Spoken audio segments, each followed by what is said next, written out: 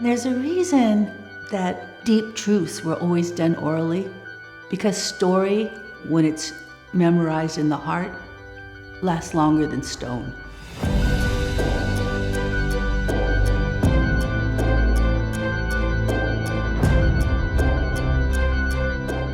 The role of a storyteller is to connect heaven and earth, to weave the people together, to pass forward strategies for survival, hope in hard times.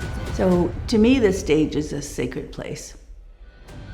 My past projects, there's so many of them that I love. Mermaid with Kent Nagano and the Berkeley Symphony. That legend is about a girl who wants to live forever. So she eats the flesh of a mermaid and finds out that living forever is not all that great. Another piece I love was Moo. It's about my son. The sidewalk bursts open, he falls into the deep blue sea, and he has this incredible adventure, and he discovers that everything is connected to everything.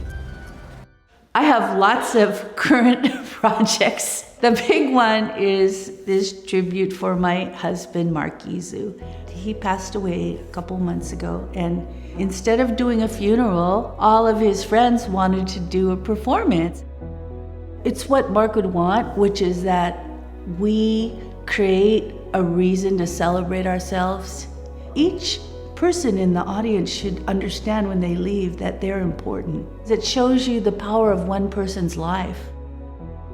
It was really hard surviving all these years as a storyteller, but this fellowship makes me feel like I was seen, my work's appreciated, and it's of use, of service, and it makes me feel good.